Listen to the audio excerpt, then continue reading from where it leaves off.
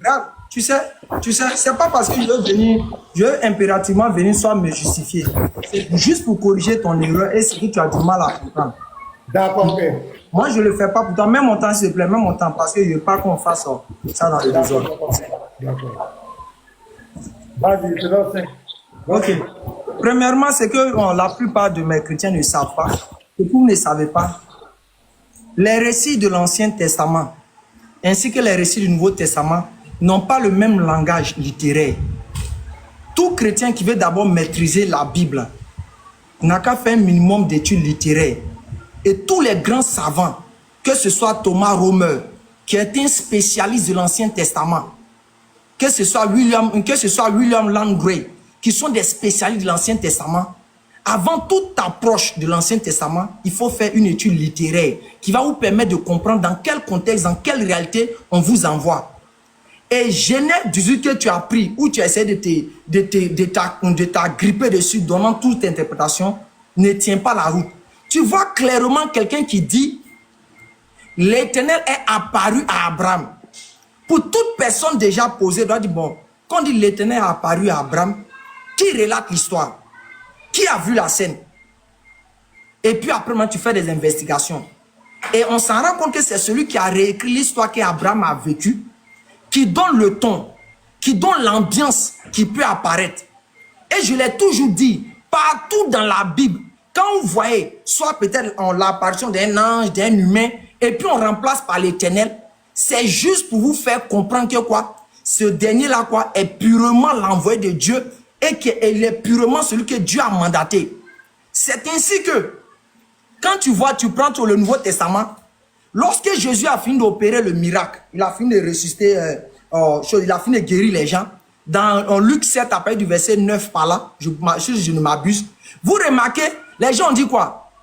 Les gens glorifiaient Dieu et ils disent, un grand prophète est apparu et Dieu a visité son peuple. Qu'est-ce qu'on comprend dans ce langage? C'est-à-dire quoi? La présence d'un prophète marque la présence de Dieu. La présence d'un prophète marque les décisions de Dieu. La présence d'un prophète marque la volonté de Dieu. Donc tout ce que ce prophète a décidé de faire là, tu ne dois pas douter pour dire que c'est Dieu qui lui a accordé ça. C'est en ce sens que la Bible s'exprime souvent dans un langage métaphorique en présentant quoi? Des prophètes. On met Dieu devant. Après, tu vois, le ton change. On met l'Éternel. Tout ça pour te faire comprendre la réalité qui est véhiculée. Et ça, nous, on n'a pas de problème avec ça. Regarde, mais quand on prend, je crois, même Deutéronome 30 par là. On dit quoi? Moïse a dit quoi à Josué? L'Éternel viendra lui-même et il marchera avec vous.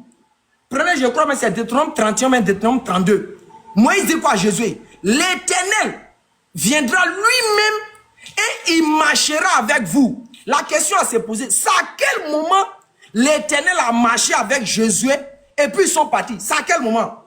Ça n'existe nulle part dans la Bible où Dieu lui-même est venu et puis il a marché avec Josué. Mais c'est un langage métaphorique pour te faire comprendre la présence absolue de Dieu auprès de son envoyé.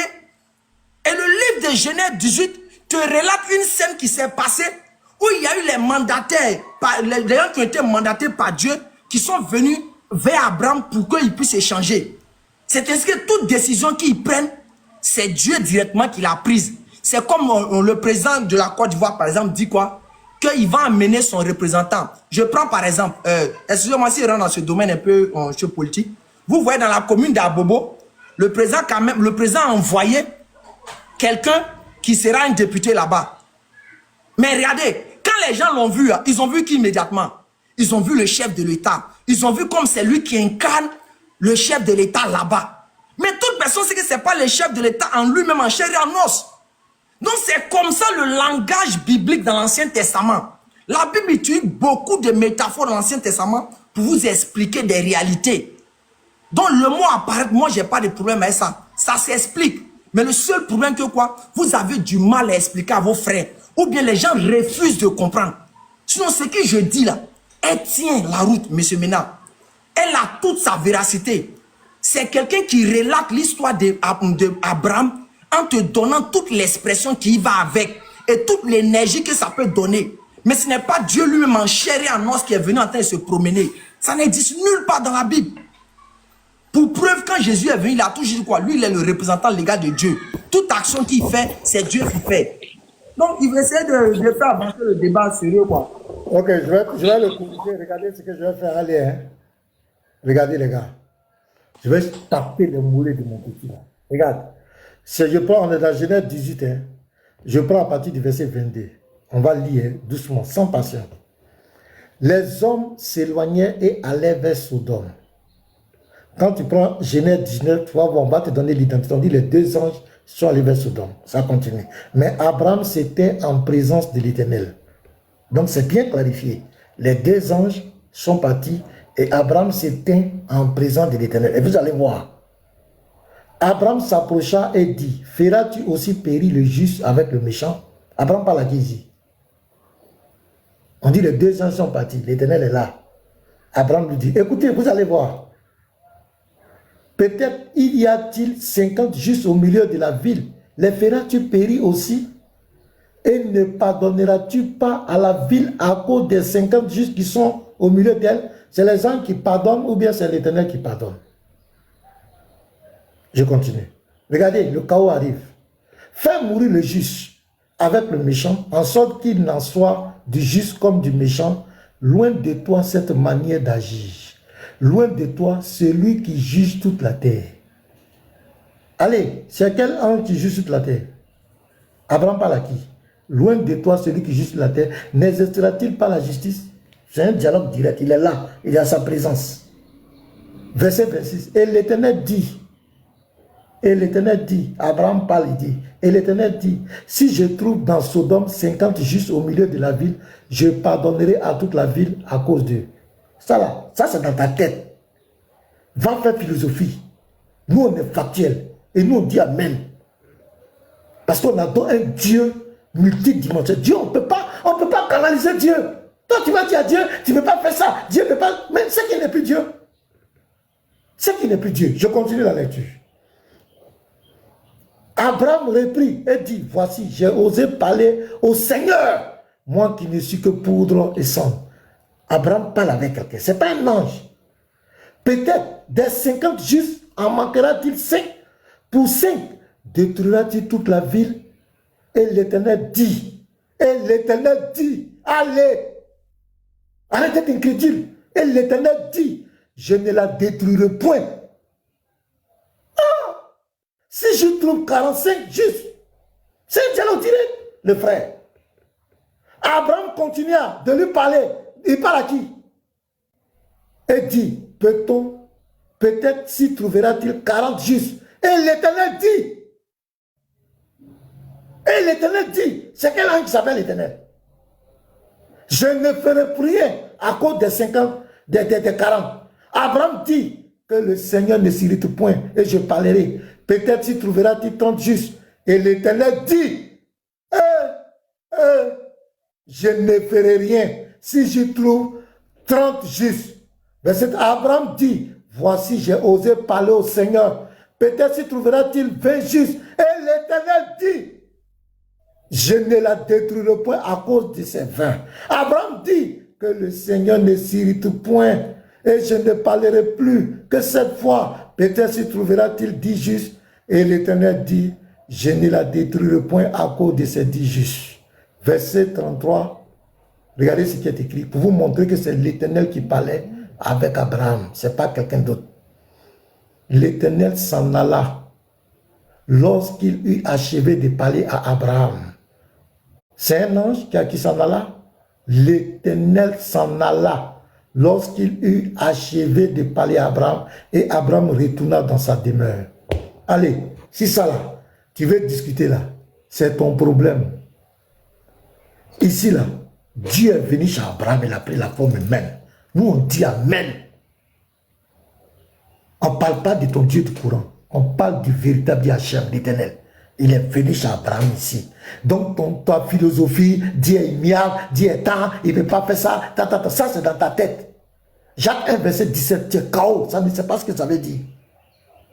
Tu as reconnu que Dieu n'a jamais dit, moi l'Éternel, je ne peux pas devenir un homme. C'est fini. Tu cherches quoi? Tout ce que tu fais, c'est la philosophie. Parce que tu veux contredire la foi des chrétiens. Puisqu'on dit que Dieu, Jésus-Christ, c'est Dieu qui s'est fait homme. C'est tout ce que tu veux contredire, mais tu ne peux pas. C'est ta tête, dans ta tête, allez, que tu peux trouver ça. Sinon, l'écriture est claire. L'Éternel est venu chaque fois. Faut contredire. Prends les mêmes versets, contredis-moi. Si tu es un homme, je mets 5 minutes encore. Si tu es un homme, contredis, prends les mêmes versets. Tu fais la même démarche. Ok. Voilà. Maintenant, c'est dans mon temps. Hein. Quand je vais te dire, peut-être tu vas intervenir, il n'y a pas de problème. C'est dans mon temps.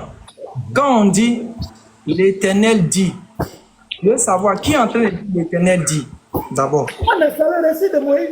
C'est la Torah. Non, attends, s'il te plaît, doucement. Je dis, on dit l'Éternel dit. Qui est en train de dire l'Éternel dit. Mais c'est Moïse qui raconte le récit. Parce que c'est Moïse qui parle, qui raconte. Ok. Je te conseille que c'est Moïse. Hein. Oui. Donc Moïse a vu Abraham avec Dieu en train de parler, n'est-ce pas? Dieu a révélé à Moïse. Dieu a révélé à Moïse. Donc c'est Moïse qui est en train de dire, c'est Moïse qui est en train de dire que l'Éternel dit, c'est l'Éternel qui a fait ceci, qui a fait cela, n'est-ce pas? Oui, ok, merci. On est d'accord. Parlez doucement. On prend une chose en Deutéronome 31. Deutéronome 31, le verset 3. Non, attends d'abord, s'il te plaît, doucement. Allons doucement, allons doucement. Non, mais je pense que ça fait te faufiler. Non, allons doucement, calme-toi. Ouais. Deutéronome 31, le verset 3.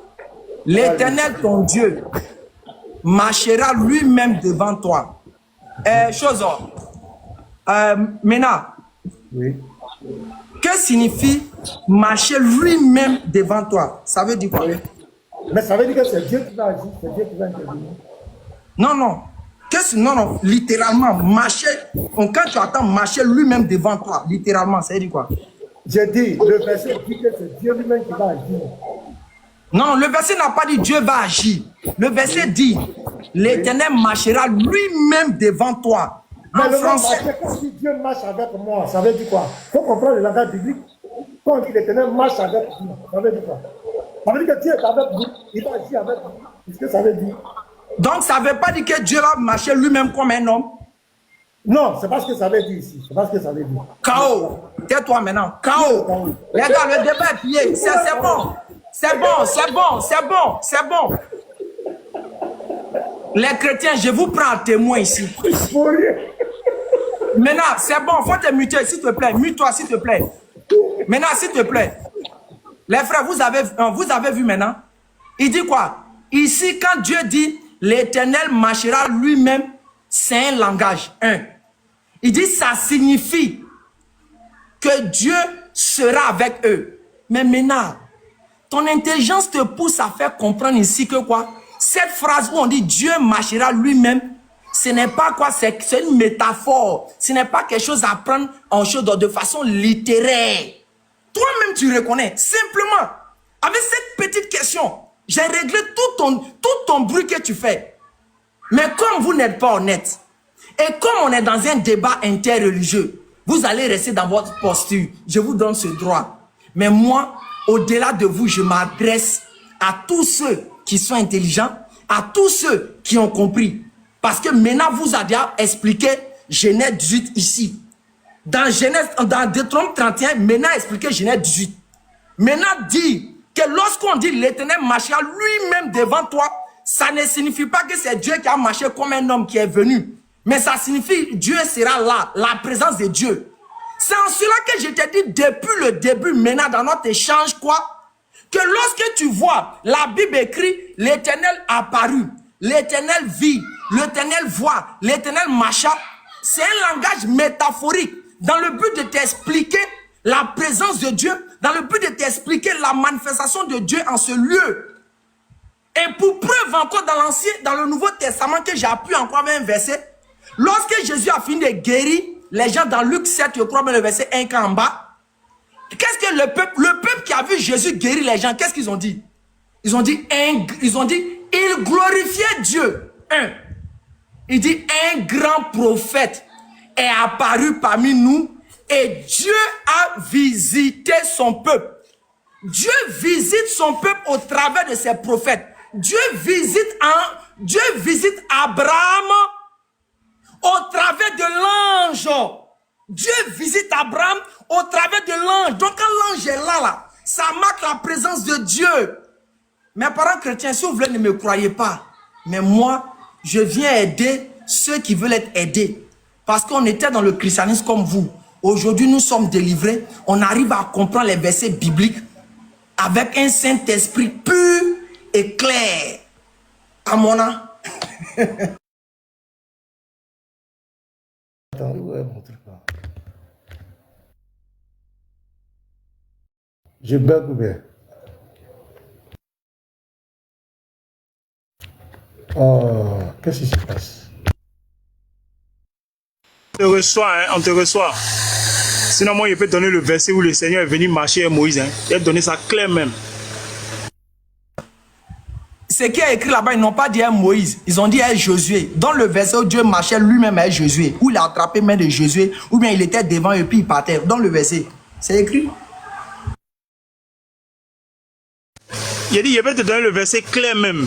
Voilà, je vais te donner ça clair. Voici. Prends Exode 31. Il faut te calmer, faut te calmer. Il faut te calmer. Il faut te calmer. J'ai dit, je vais te donner le verset clair. Mais j'ai dit, il faut te calmer. Tu as parlé, non? Tu as parlé, non? Mais tu as parlé, non? Oh, pourquoi tu fais ça? Pourquoi tu fais ça? Tu as parlé, non? Tu as parlé, non? Ah, Joe. Ah. Le verset que tu as donné là, voilà ça. Deutéronome 31, verset 8. C'est pas ça? Verset 8. C'est écrit, l'Éternel marchera lui-même devant toi. Il sera avec toi. Il sera lui-même avec toi. Il ne te délaissera point. Il a te donné ça? Aïe, tu es pressé pourquoi? Je me mute pour l'instant. Je me mute, je viens. Je vais ouvrir le truc pour te donner. Bon, un autre peut intervenir encore. Hein. Calculez-vous, un a qu'à envoyer, un a qu'à intervenir aussi.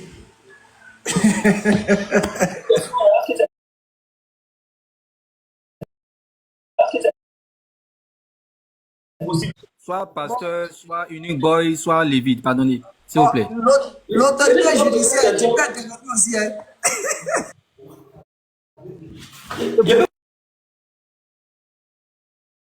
Je ne sais même pas pourquoi l'élève a fait ça.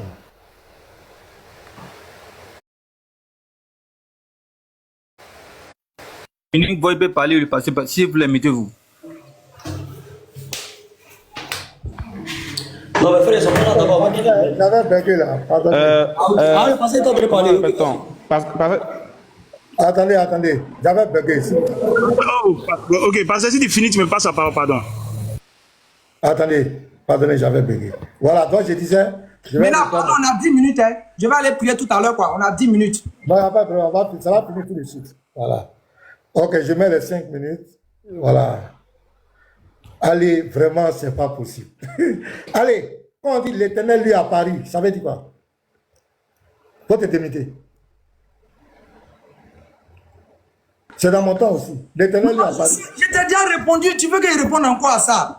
Oui, l'Éternel lui à Paris, ça veut dire quoi? Ok, l'Éternel lui apparu veut dire quoi? Le mot apparaître de bas signifie se faire voir, se montrer. Maintenant, dans ce texte, quand on dit l'Éternel lui apparu, ça signifie quoi? Ça signifie quoi? Au travers de l'ange, Dieu manifestait son œuvre, manifestait son action. J'ai dit. Où est-ce que ça veut dire? J'ai dit, l'Éternel lui à Paris veut dire quoi?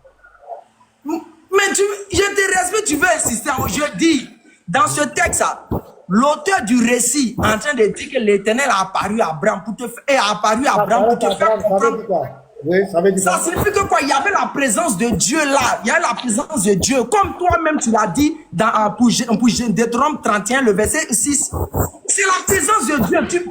Tu tournes, mais tu veux venir insister. Vas-y. Ne ris pas, envoie. Est-ce qu'il y a un ange qui s'appelle l'Éternel dans la Bible?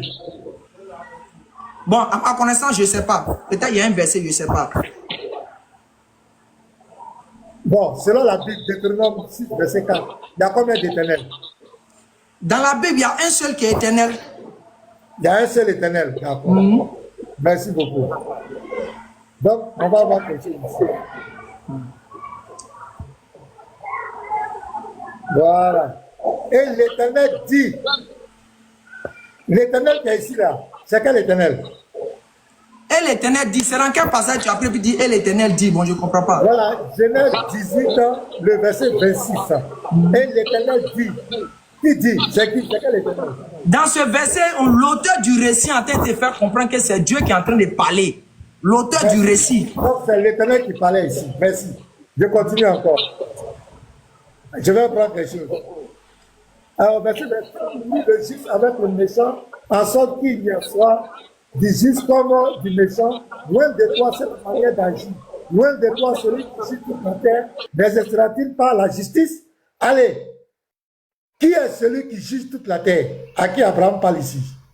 Qui est celui qui juge toute la terre? Mets-toi, démets-toi.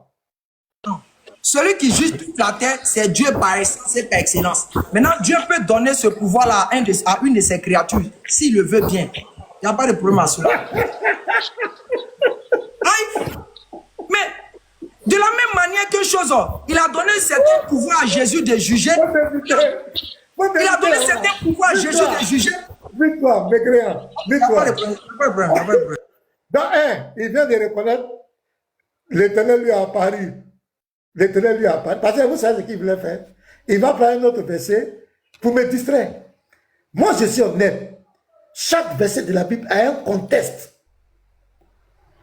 Quand on dit Dieu marchera avec vous là, c'est pas que là, j'ai été honnête. Je dis, c'est pas que Dieu est venu physiquement en train de marcher devant eux avec truc.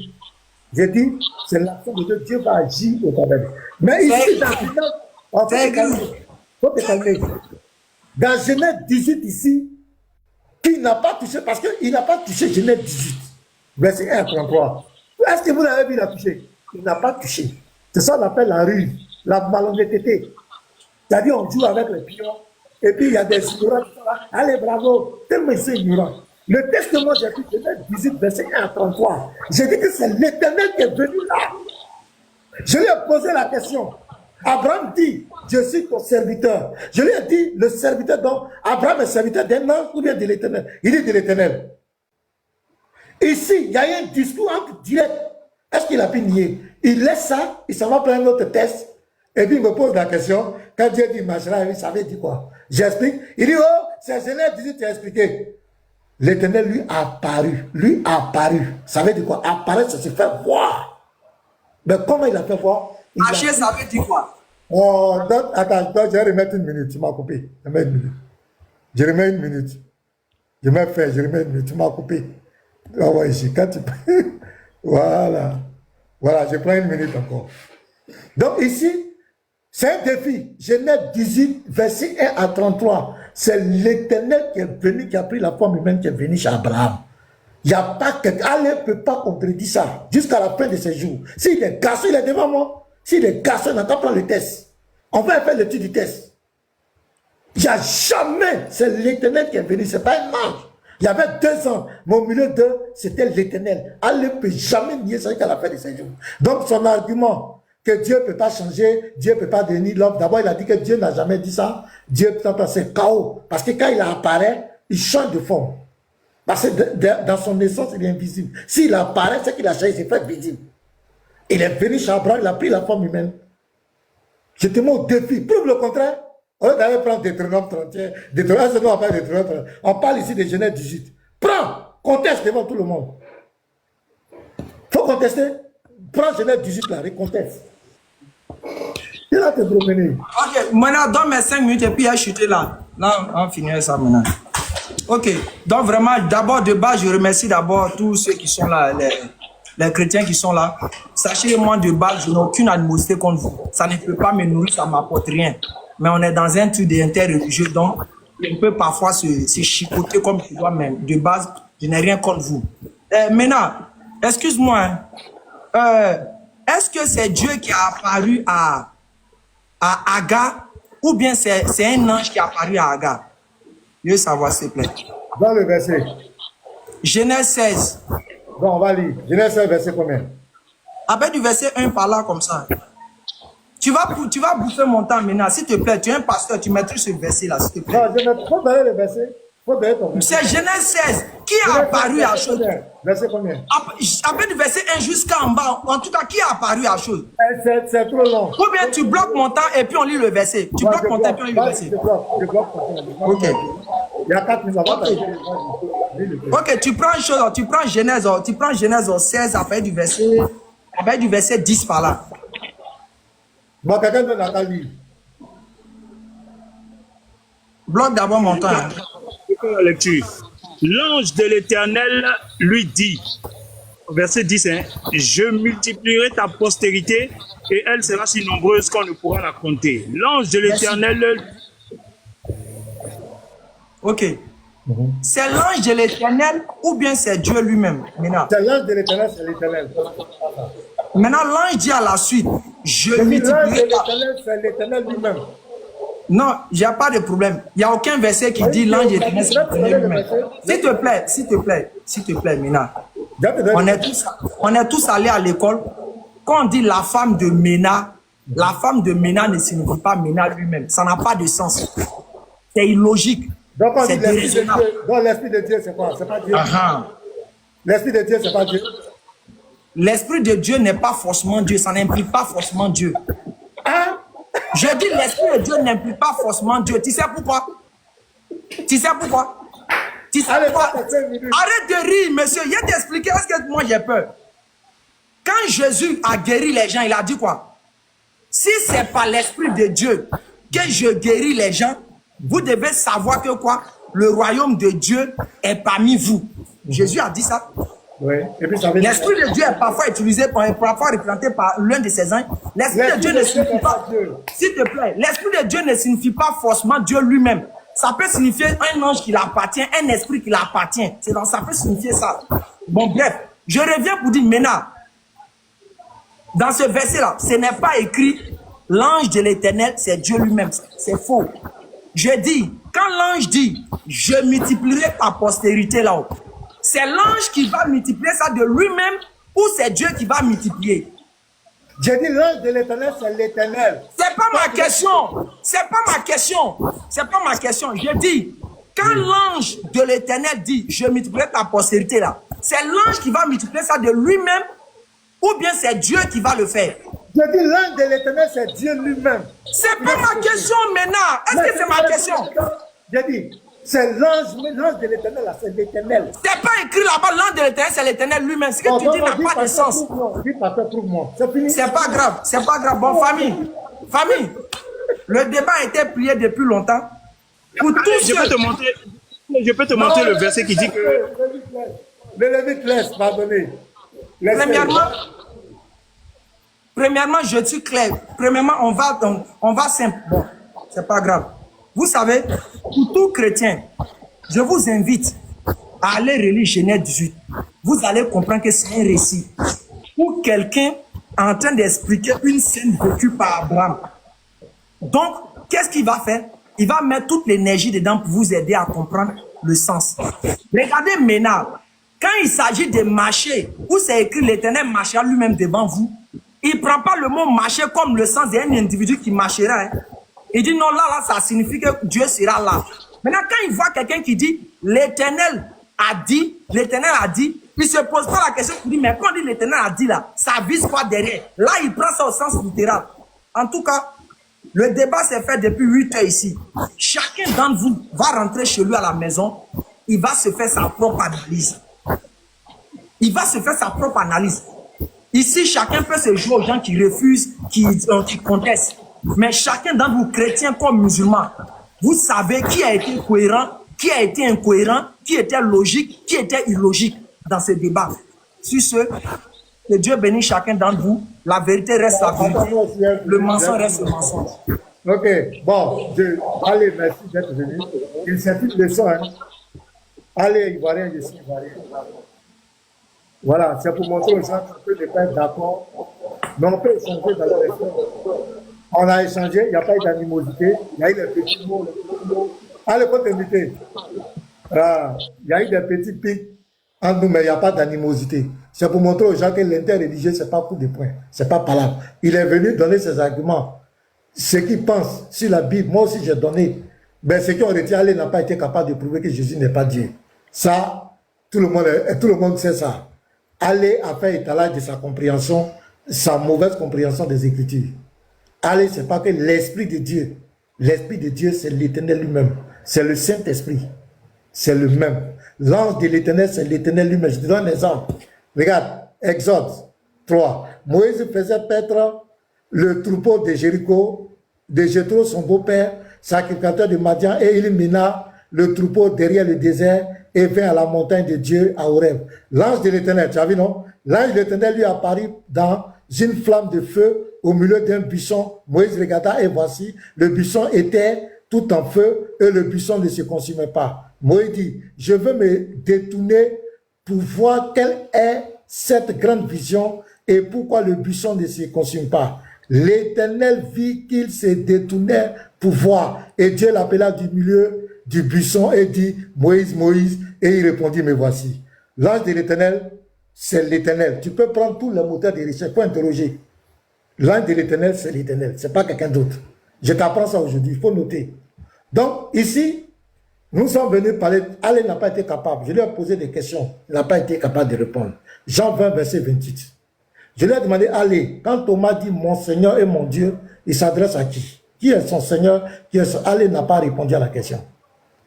J'ai pris Apocalypse 1, le verset 7 à 8. J'ai posé la question à Ali. Dans ces deux versets, qui vient? Il a dit c'est Jésus. Allez-y, lire dans ce verset-là. Celui qui vient là, il est qui? Apocalypse 22, verset 1 à 4. J'ai posé la question à Ali. Pourquoi l'agneau et Dieu ont le même trône? Pourquoi ils ont les mêmes serviteurs? Ils ont la même face, ils ont le même nom. Ali n'a pas été capable de répondre. Il est tombé. Et j'ai donné plusieurs arguments. Donc, à partir du moment où les questions qu'Allah n'a pas pu répondre, c'est ces questions qui vont le juger. Parce que demain, Dieu va lui poser, voilà les questions qu'on t'a posées, tu n'as pas été capable de répondre. Allah voulait nous distraire que Dieu ne change pas. Il s'en prend Jacques 1, verset 17. Là-bas, on dit le Père des Lumières. Dieu est lumière. J'ai pris 1 Jean 1, le verset 5. Dieu est lumière, il ne peut pas devenir ténèbres. Ça ne parle pas de la forme physique de Dieu. Donc, je prends un exemple dans Genèse. Je lui ai posé la question. Est-ce que Dieu t'a une fois dit qu'il ne peut jamais devenir un homme? Allah dit, Dieu n'a jamais dit ça. Donc, mais pourquoi tu te plains, tu es dans ton live, Dieu est venu homme, tu n'es pas d'accord? Toi-même, tu dis que Dieu n'a jamais dit ça. Donc, tu es un papato. Je dis, allez, tu es un papato. Je prends Genèse 17, verset 1 à 33. Je lui donne un exemple. Au-delà de donner un verset, je lui donne un exemple. Que c'est l'Éternel qui est venu ici. Allah ne peut pas contredire. Regardez, il dit c'est un récit, c'est un récit. Mais récit là, c'est vrai ou bien c'est faux? Ce qu'il dit dans tous les versets que toi tu prends là, c'est un récit. Tu étais là-bas. C'est les récits qu'on t'a raconté aussi. Tu étais là-bas. Quand Jean 17, 3, c'est un récit. Tu étais là-bas. Maintenant, pour Genèse 18 là, c'est un récit, c'est un récit. Allah est KO, Allah ne peut pas prouver que Jésus n'est pas Dieu. Il n'y a pas son garçon. Si tu es honnête avec les Écritures, c'est quoi les questions là, ça va le suivre. Il va aller réfléchir sur ces questions. Et Allah va comprendre qu'il n'a pas été à la hauteur. Il croit que crier, jouer sur les sentiments des chrétiens. Allez-y, les chrétiens qui sont là connaissent tous ces versets. Tous tes arguments que tu as donnés, tu vois les chrétiens quoi. Moi-même, je ne peux pas les blaguer. Les chrétiens connaissent tous ces versets. Mais Jésus-Christ, c'est le Dieu. Jésus-Christ, c'est pas... J'ai pris 1 Jean 5, verset 20. Allez voulait compter. J'ai dit, donc voilà, ça c'est une de mes questions. Donne-moi le nom du Fils qui est lui-même le Dieu véritable. Il a été incapable. Il voulait distraire. Il dit, non, j'ai pris ses mains. Mais prends-lui second. Prends-lui second pour contredire. Il n'a pas pris. Parce qu'il sait que lui second ne dit rien de contraire à ses mains. Ses mains est plus explicite. Les versions de Bible, il y a d'autres qui sont encore plus explicites. Donc j'ai pris la version la plus explicite. Donc il voulait distraire les gens que ça allait prendre le second. Mais prends-lui second. Même dans lui second, le lui là. Il faut prendre tous les moteurs de recherche, le lui. Prends le texte grec. Le lui s'adresse au Fils, qui est le Dieu véritable. Donc, que Dieu vous bénisse. Shalom à tous. Merci Ali. Voilà, pour ta présence. Voilà, bonne soirée. Il faut aller prier. Il n'y a pas de problème. Merci. Allez. Et si on vient chez toi là, on veut recevoir aussi le même traitement. Oui, allez. Pasteur, est-ce que... Allez. T'es muté. Pasteur, est-ce que c'est possible que je pose juste une petite question et puis c'est tout? Juste une question avant qu'il ne parte. C'est possible? Oui, allez, tu me permets de poser juste une question, si c'est possible, si tu le permets, bien sûr. Il est muté. Allez, tu es muté. D'accord, il dit de poser ma question. Ok. Je prends 1 Corinthiens 15, le verset 28, que tu as pris tout à l'heure. 1 Corinthiens 15, le verset 28. Je lis. Et lorsque toutes choses lui auront été soumises, alors le Fils lui-même sera soumis à celui qui lui a soumis toutes choses. Ma question c'est ici. Afin que Dieu soit tout en tous. Afin que le Fils lui-même sera soumis. Afin que Dieu soit tout en tous. Ici, on nous dit que le Fils sera soumis pour que Dieu soit tout en tous. Le pasteur a expliqué tout à l'heure pour dire qu'il y aura maintenant union. On ne parlera plus du Père, du Fils ou encore du Saint-Esprit. Voici ma question maintenant. Colossiens 3, le verset 11. Je lis. Il n'y a ni grec, ni juif, ni circoncis, ni incirconcis, ni barbare, ni chite, ni esclave, ni libre, mais Christ est tout et en tous. Voici ma question. Si pour toi Dieu est différent de Jésus-Christ, entre Dieu qui sera tout en tous et Christ qui est tout en tous, qui est réellement tout en tous? Voici ma question. Entre Dieu, dans Colossiens, on nous dit que c'est Christ qui est tout en tous. Dans 1 Corinthiens 15, 28, on nous dit que c'est Dieu qui est tout en tous. Je pose la question. Entre Dieu et puis Christ, selon toi, qui n'est pas Dieu, qui est tout en tous? Ou encore qui est Jésus-Christ pour être tout en tous? Voici ma question.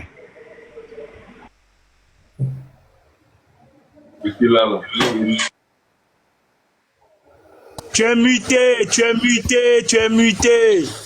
2 minutes comme ça, mettez 2 minutes rapidement. Je vais répondre à ça. Vas-y, on ne va pas t'interrompre. Ok, premièrement, il me dit non que c'est moi, je suis en train de dire que Jésus n'est pas Dieu. C'est faux. C'est pas écrit qui dit que Jésus n'est pas Dieu. Ne donnez pas cette impression. C'est la Bible elle-même qui dit que Jésus n'est pas le grand Dieu des cieux et de la terre. Il peut être un petit Dieu qui fait ce que Dieu le permet de faire. Mais il n'est pas le grand Dieu des cieux et de la terre. Selon lui-même, selon même l'esprit de la Bible. Maintenant, quand tu donnes ce passage-là, premièrement, il faut comprendre que Jésus a même utilisé ce même langage par rapport à ses disciples. Il dit, je serai en vous, vous serez en moi. En quoi Jésus sera dans les gens et Dieu sera dans les gens? En quoi? Au travers du message qu'ils vont obéir.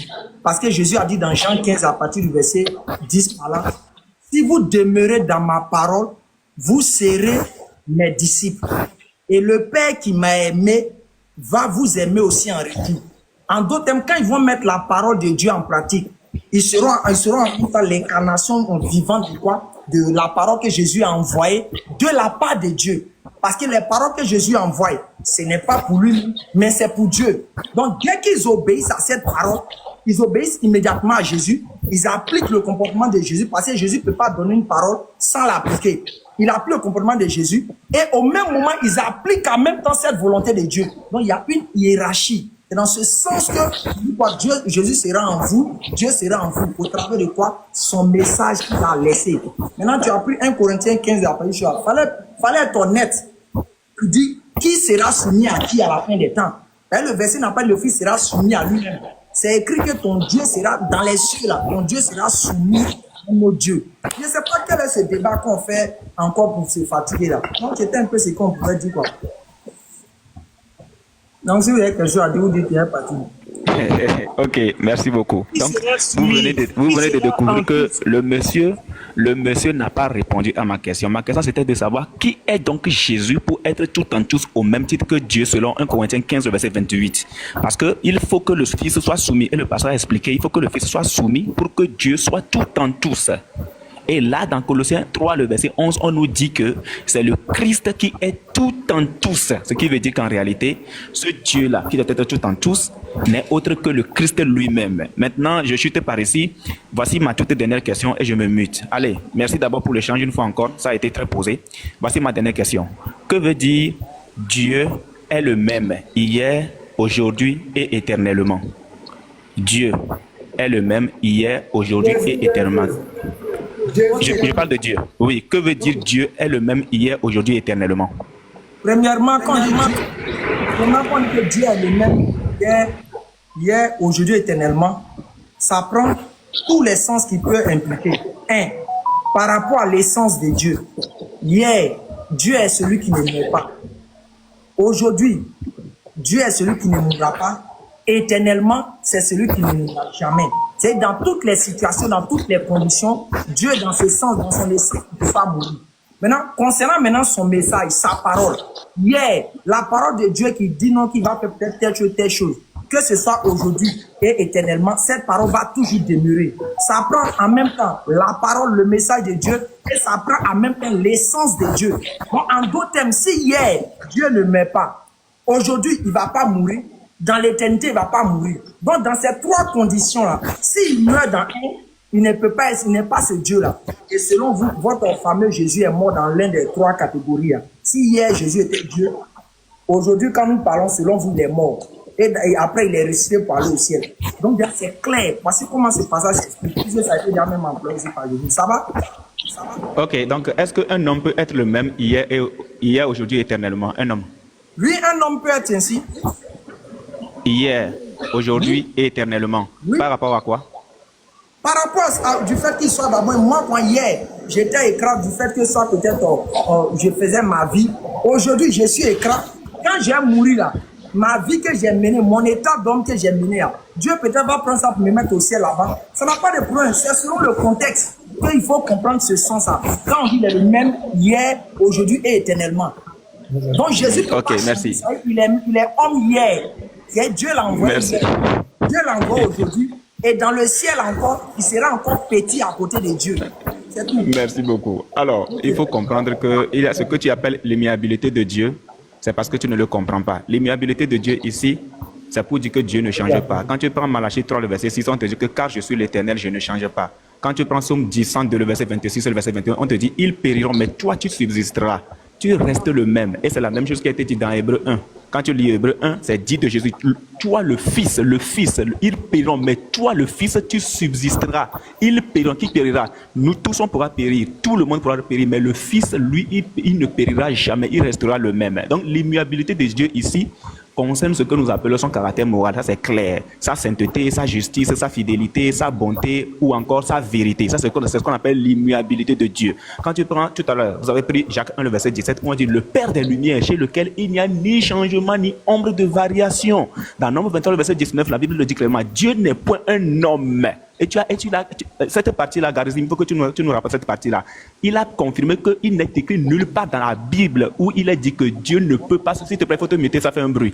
Il n'est écrit nulle part que Dieu ne peut pas se faire homme. Et ça, c'est très clair. Garizim, cette partie-là, il faut faire véhicule, c'est très important. Donc, par rapport au dessein de Dieu et au plan divin de Dieu, on peut parler également de l'immuabilité de notre Seigneur. Et c'est clair dans Ésaïe 46, verset 10. Mon conseil subsistera et j'exécuterai toute ma volonté. Ça concerne l'immuabilité. Donc quand on te parle de l'immuabilité, c'est sa sainteté, sa justice, sa fidélité, sa bonté. C'est sa vérité également. Rien de tout ça ne change. Mais quand on te dit que Dieu se transporte de l'éternité et vient dans le monde, ça ne concerne pas l'immuabilité, jamais de la vie. L'immuabilité concerne également les promesses de Dieu. L'immuabilité ne signifie pas que Dieu ne peut pas se faire homme, jamais. Toi-même, tu l'as confirmé. Donc l'immuabilité s'arrête à l'essence même de Dieu. Allez. C'est ce que le pasteur a essayé de te faire comprendre depuis tout à l'heure. Et quand tu prends maintenant, tout à l'heure, tu as touché le verset pour dire que est-ce qu'il est écrit quelque part que Josué, Dieu a marché. J'ai fini. J'ai fini, non? Non, si tu veux, tu me laisses aller prier. Et puis tout ce que tu es en train de faire là, on va régler ça propre. C'est pas un problème pour moi. Tu me laisses aller. Je reviens, on va régler ça comme un jeu d'enfant. Si tu as dit, on va t'aider à comprendre. T'inquiète pas, vas-y prier, allez, vas-y prier. Voilà. Laisse ta place en haut seulement. Il faut fermer ta vidéo, va prier. Voilà. Bon, le temps qu'il revienne, je serai peut-être occupé, mais on verra ça après quand même, il n'y a pas de souci. Quelque chose sur le dernier thème, si jamais allez choisir ce dernier thème, parce que je t'ai monté dans son panel, j'ai voulu parler de ça, il n'a pas voulu. Il dit que ce sont des choses inutiles, mais ça m'a un peu choqué, puisque lorsqu'il dit que c'est inutile, on voit que son prophète en a parlé dans jusqu'à 5 hadiths, où même Djibril est quitté au ciel pour descendre à cause de chaussures. Maintenant, si jamais il choisit ça, moi je suis là pour ce débat de chaussures, si jamais il choisit ça, s'il n'a pas choisi, ok, c'est autre chose, mais s'il a choisi ça, moi il attend sur ça. Merci. Ok. Allez, vraiment, bon retour, non?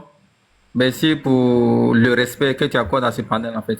Donc, allez, le débat est fini entre le pasteur et toi. Maintenant, il y a des questions maintenant que les frères aussi veulent bien te poser. Donc, voici la première question.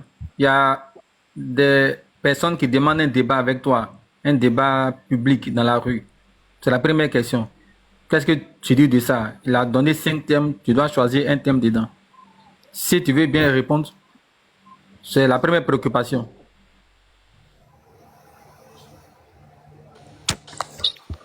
Premièrement, Lily et puis la PQ, désolé, c'est pas une prétention, mais vous êtes des petits. C'est pas marqué à vous pour débattre. Si vous voulez débattre, vous donnez à Moubarak et puis chose l'autre là. Moubarak et puis l'un de mes petits là. Là, tous ces thèmes-là, vous avez traité ça ensemble.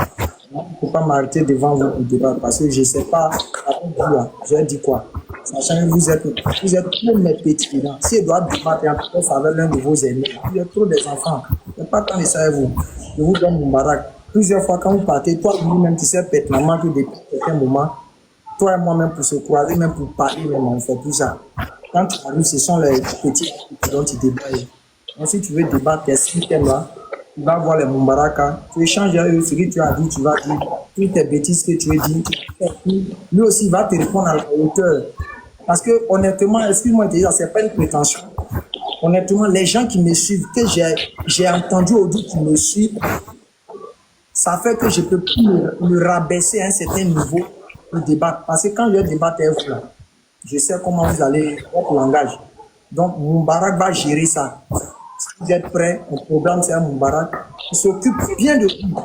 Maintenant, quant à vos gars qui sont ici, on va échanger comme on peut, ce qu'on peut se dire, on va se dire, on avance, c'est tout quoi. Vous à votre niveau, oubliez ça. Allez-y, on vous allez parler de Moubarak là. Il peut dire quelque chose rapidement, puis il va descendre. Voilà. Voilà, merci beaucoup. En tout cas, voilà. Allez, nous, on connaît bien cette stratégie-là. Parce que quand tu vois le danger venir, tu vas chercher à éviter ça pour mettre d'autres personnes à la place. Ça n'a pas de problème. Comme ce sont tes petits là, quand on va bien les fouetter là, forcément, tu vas vouloir venir les défendre. C'est eux qui vont prendre les pots cassés, non? Il n'y a pas de problème. Quand on finit à eux là, tu vas voir que c'est bien gâté sur eux, tu vas vouloir les défendre. C'est dans ça là, on va bien couper tête là. Donc, on est serein, il faut envoyer qui tu veux. Il n'y a même pas de problème même. Voilà, il faut les envoyer, il n'y a pas de problème. Non, on tripe, on prend tout le monde. Bobo, n'envoie pas seulement Diabaté seulement.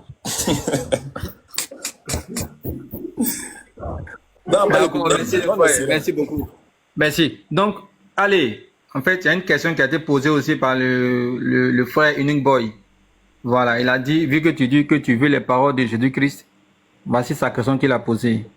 Il dit de lui donner aussi une sourate, ou bien c'est pas un texte, où Allah parle directement à ton prophète sans un récit où il dit qu'il est Dieu, on n'a qu'à l'adorer. Donc il veut un texte sans narration, sans récit, où il parle directement à ton prophète. Oui, c'est ça, j'ai bien compris. Non, tu as fait la mauvaise procédure.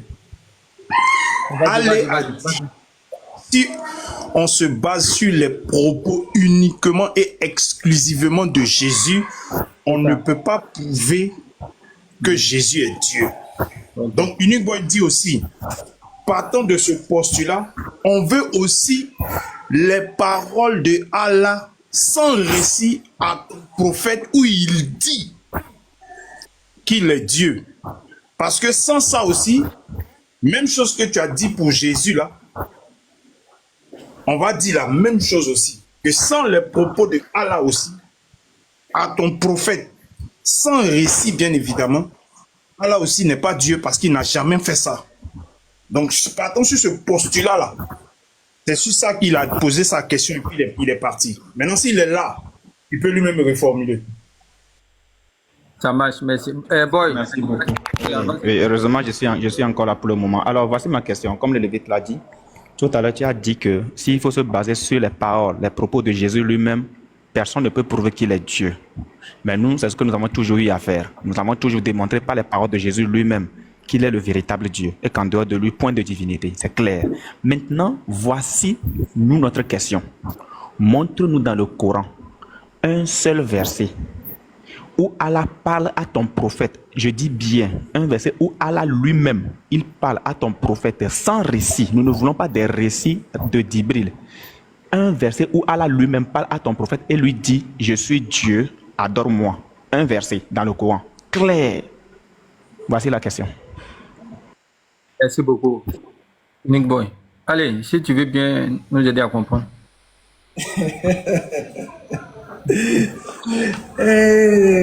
Famille, enregistré, ça fait pitié. Vous voyez les gens, vous voyez déjà. Godoldier.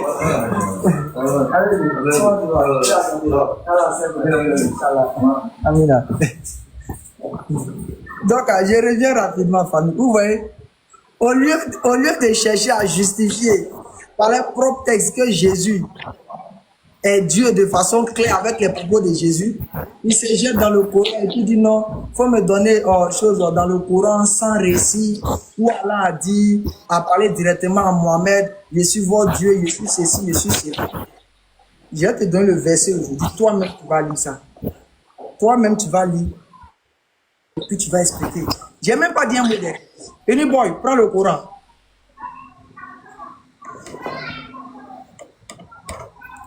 Anyboy, prends le Coran. Donne ton verset. Prends la sourate 21, le verset 92. Tu lis et puis tu expliques à tout le monde.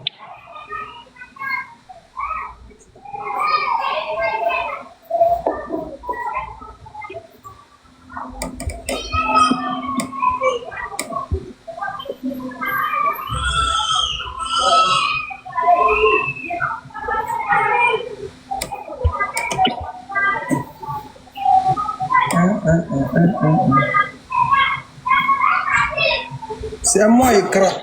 C'est moi écran de faire ça. Boy, tu as trouvé? Un instant, je fais un truc là, un instant. Donnez-moi juste 2 minutes, un instant. D'accord. Allez, avant qu'il n'arrive, non? Avant qu'il n'arrive, il est un peu occupé là. Moi aussi, je vais te poser une question chap, si tu permets bien, avant qu'il n'arrive. D'abord, pour analyser les contours, pour essayer de distraire. Voilà, compris. Allez, voici ma question. Parce qu'on débat. Qu'est-ce qui se passe là? Voilà, moi je vais savoir, comme on est dans le débat de l'activité de Jésus-Christ, la question est simple. Hein. Est-ce que Dieu là, que toi et moi on doit adorer là, est-ce que c'est l'être qui a créé les cieux et la terre? Première question. Allez, je m'ai compris. Merci, bien sûr. Merci. Voici ma seconde question maintenant. Donc on est d'accord que Dieu, que toi et moi on doit adorer, c'est l'être qui a créé les cieux et la terre. Voici la question, une conséquence. Est-ce que dans la Bible, est-ce que la Bible dit que c'est Jésus-Christ qui a créé les cieux et la terre? Je lis dans la Bible. Hein. Est-ce que dans la Bible, il est écrit que c'est Jésus qui a créé les cieux et la terre?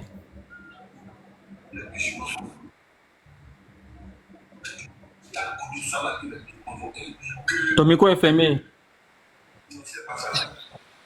Il y a un verset dans la Bible dont les chrétiens utilisent pour dire ça, mais ce verset ne dit pas que Jésus a créé les cieux et la terre indépendamment de lui-même. Il y a un verset en tout cas que les chrétiens croient sur Jésus. Et ça ne présente jamais Jésus comme celui qui est le Dieu qui a créé indépendamment de quelqu'un. Ça peut aller? Tu ne m'as pas trop convaincu. Est-ce que dans la Bible, là, il est écrit que Jésus a créé les cieux et la terre indépendamment, là, ça démontre autre chose encore. Est-ce que quand on lit de manière écrite, là, je ne parle pas de la théologie, hein, je ne parle pas de la tradition, je ne parle pas du dogme. Est-ce qu'il est écrit de manière claire que c'est Jésus, là, celui qui a créé les cieux et la terre, celui qui a créé toutes choses dans la Bible? Je veux qu'on soit honnête, en fait. Je veux qu'on soit honnête. Je dis, Paul dit, écoute bien, Paul dit dans 1 Corinthiens 15 là-bas. Bon, selon le passage, il y a d'autres explications, il y a d'autres qui disent que ça ne dit pas que Jésus a créé autre. Mais quand on lit le verset dans 1 Corinthiens 15 là-bas, Paul dit que Jésus, c'est lui qui a créé les cieux et la terre. C'est ce que Paul dit là-bas. Merci. Donc, tu vois que toi-même, tu viens de me faire un débat, en fait. Parce que, on est dans la Bible. C'est-à-dire qu'il est dit dans la Bible que Jésus a créé les cieux et la terre. On est dans la Bible, hein, on n'est pas dans un autre livre. Et que tu as reconnu aussi que le Dieu que toi et moi on doit adorer là, c'est celui qui a créé les cieux et la terre. Ce sont toi-même tes propres arguments en fait. Celui que moi je dois adorer là, il faut que j'identifie le créateur des cieux et de la terre. Et quand moi je m'appuie sur ma Bible, selon toi, il est dit dans cette Bible-là que Jésus a créé les cieux et la terre. Donc je ne sais pas pourquoi tu discutes finalement avec les chrétiens en fait. En tout cas, sur la base de la Bible, tu peux dire que la Bible est fausse, tout ce que tu peux, mais si on veut être logique, le chrétien là, il a le droit, il est dans son droit. Quand il adore Jésus-Christ, toi-même tu dis que c'est écrit dans nos livres que Jésus a créé les cieux et la terre. Donc celui qui a créé les cieux et la terre là, c'est lui qui est Dieu qu'on doit adorer. Donc je ne sais pas, ton débat là, ça sert à quoi en fait? Tu sais bien, de manière pertinente, qu'il est écrit que Jésus a créé les cieux et la terre. Maintenant, tu viens quand même discuter dans cette même Bible là, que Jésus n'est pas Dieu. Est-ce que tu trouves ça cohérent en fait? Ok, merci. Vas-y. Tu vois, c'est là que je dis toujours, tu fais une rhétorique, tu répètes le verset, tu répètes le verset. Je dis, je suis clair. Et je suis clair. Dans 1 Colossiens, dans Colossiens 1,15, Paul parlant là-bas, dit que c'est Jésus qui a créé les cieux. Il a dit quoi? Car en lui ont été créées toutes les choses qui sont dans les cieux et sur la terre, les visibles et les invisibles, trône, dignité, domination, autorité, tout a été créé par lui et pour lui. Paul est en train de dire que Jésus a créé les cieux et la terre. Ça, c'est son opinion et celle qu'elle visait bonne. Maintenant, moi, en tant que chose, moi, en tant qu'écran, je sais pertinemment que le livre de Colossiens, dans l'analyse du livre de Colossiens, c'est venu environ 36 ans après le départ de Jésus. Et je trouve là-bas que Paul est en train de dire que Jésus a créé les cieux et la terre. Jésus le concernait, qu'il me donne un enseignement me disant que quoi? Il n'y a personne qui peut être au-dessus de lui. Jésus là, personne ne peut être au-dessus de lui. Donc de manière intelligente, qu'est-ce que je fais? Je cherche à aller savoir qu'est-ce que Jésus a dit concernant la création. Parce que des choses peuvent être dites, c'est comme moi écran, des choses peuvent être dites sur moi. Avant moi, après moi, des choses peuvent être dites. Mais lorsque moi le concernais, je suis là. Le débat prend fin. Toi, tu allais essayer de faire ça avec le passage des Colossiens. Jésus le concernait maintenant. Là. Il dit quoi concernant ça? Afin de création des cieux et de la terre. Là. Parce que Jésus en a parlé. Et c'est en cela que nous, on fait un verset clair, sorti de la bouche de Jésus sans ambiguïté, qui n'est pas l'auteur de la création des cieux et de la terre. Et moi, ce que Paul a dit, ça n'engage que lui. Voici ça, je prends une chose. Attends, je prends ça rapidement. Marc 13. Regardez tout le monde. Marc 13 à partir du verset 32. Regardez. Et Marc 13 à partir du verset 19. Regardez. Tout le monde, vous pouvez prendre ça là-bas. Marc 13 à partir du verset 19. Car la détresse en ces jours sera telle qu'il n'y en a point eu de semblable depuis le commencement du monde que Dieu a créé jusqu'à ce jour. Mais j'aimerais savoir, vous en tant que chrétien, je veux un passage clair sorti de la bouche de Jésus, sans ambiguïté, sans falsification, où il dit c'est Dieu qui a créé les cieux et la terre là-haut. De venir après trouver quelqu'un qui dira que Jésus a créé les cieux et la terre et puis attribuer ça à Jésus, quand même, je suis les paroles de Jésus. Et c'est là que j'ai dit et je répète toujours, aucun chrétien jusqu'à la fin des temps ne peut prendre les évangiles où Jésus a parlé pour démontrer de façon claire et limpide que Jésus est le créateur des cieux et la terre. Il ne peut pas. Il va aller toujours se distraire les autres paroles ailleurs pour venir coller ça sur le dos de Jésus. Mais sinon, qui peut me donner un verset de façon c'est clair comme ça, où Jésus dit que c'est Dieu qui a créé depuis le commencement là. J'attends ce verset là. Faites ça sortir de la bouche de Jésus. Je prends encore le passage. Je prends encore le passage. Marc 10 à partir du verset 9. Et Matthieu 19 à partir du verset 4. Jésus dit quoi? N'avez-vous pas lu qu'au commencement de la création, le Créateur fit les cieux et la terre. Mais Jésus dit de telles paroles-là. Moi, d'être un malade pour venir dire que c'est quelqu'un, c'est Jésus qui a créé, jamais je ne le ferai. Donc, si Paul est en train de dire ça, ou bien des gens sont en train de dire ça de Jésus, ça n'engage que. Mais nous, là, On sait que tous les chrétiens qui disent qu'ils suivent Jésus, ils seront jugés premièrement sur la base des propos de Jésus, avant les propos merci, allez. de soi-disant les Merci. Attends, attends, j'ai fini. Attends, j'ai dit quelque chose. Il ne faut pas vous aller parler ensemble. Lévite, laisse Setso parler, après tu vas prendre la parole. Non, je viens. Je vais te presser. Laisse Setso chuter. C'est ça qui n'est pas bon là. Tu fondais, il a fui.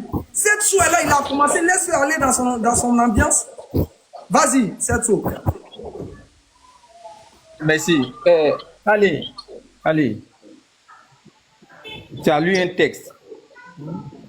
Jésus-Christ dit que Dieu a créé au commencement les cieux et la terre. C'est faux ou c'est vrai? Ton texte. Ok, je viens. On t'a déjà donné un texte où tu as reconnu que le créateur des cieux et de la terre, là, c'est Jésus-Christ. Quand tu lis un texte où je n'ai pas reconnu, monsieur, il ne faut pas mentir, je n'ai pas reconnu. J'ai dit ce que le texte dit.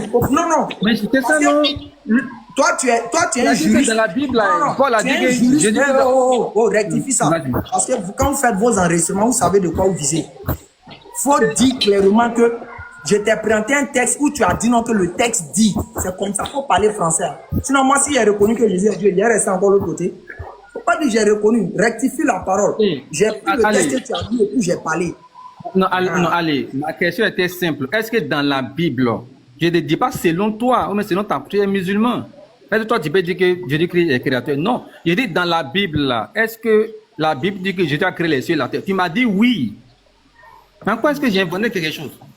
Quand on lit la Bible... Quand je reconnais, c'est comme on a débattu quand tu m'as donné un verset, ça m'a mis, oui, je reconnais enfin que Jésus est créateur. Non, je n'ai pas dit ça. Non, j'ai dit, tu as reconnu que dans la Bible, là, il est écrit que Jésus a créé les cieux et la terre. C'est ça que tu as reconnu, que c'est Paul même qui l'a dit. Est-ce que je dis que toi, tu as dit que Jésus, je dis, tu as reconnu que dans les Écritures, le créateur des cieux et de la terre, là, c'est Jésus-Christ. Voilà ce que je dis. On t'écoute, hein. Maintenant, voilà, merci beaucoup. Donc, tu as reconnu, tu as été honnête. Quand on lit la Bible, si on est honnête, on doit reconnaître que Jésus, là, c'est le créateur des cieux et de la terre. Il n'y a pas de débat là-bas. Maintenant, toi... Mais attends, mais tu ne me comprends pas. Tu m'as dit que Paul a dit que Jésus-Christ a créé les cieux et la terre. Faut dire ça, on va attendre. Faut dire que Paul a dit que Jésus dit que Jésus a créé les cieux. Attends, allez, pardon. Répète ça, je veux que tu répètes ça. Allez, moi, il ne faut pas débattre avec toi. Tu as fait débat parce que c'est pour comprendre. Il ne faut pas me voir débattre en fait. La question est simple. Parce que moi, je lis la Bible. Tu me connais. Tu sais que les mots en matière d'échange, ils ont une poids. Faut dire Paul. Attends, on va avancer. C'est bon. Il faut répéter. Je vais laisser ce sujet là, on va avancer. Non, il faut répéter pour dire que écran. Il y a un verset dans la Bible où Paul dit que Jésus est créateur. Écran, est-ce que c'est vrai? Oui, il y a un verset où Paul dit que Jésus le pasteur veut parler. Allez, le pasteur veut parler, si tu permets. Comme de Dieu, allez-y. L'argument d'Écran ne tient pas. Son argument est encore vide. Parce que la question qu'on va te poser, quand Jésus dit Dieu créa, c'est quel Dieu? Quel est le nom de ce Dieu? Quand il dit le créateur, je viens, il ne faut pas te tromper. Voilà, parce que c'est là que tu vas comprendre. Quand Jésus dit Dieu créa, c'est quel Dieu? Tu vas nous dire que c'est le Dieu qui a envoyé Jésus. Comment Jésus l'appelle? Le Père. Jésus l'appelle le Père. Donc tu vas voir que ça va tourner jusqu'à ça va revenir à Jésus.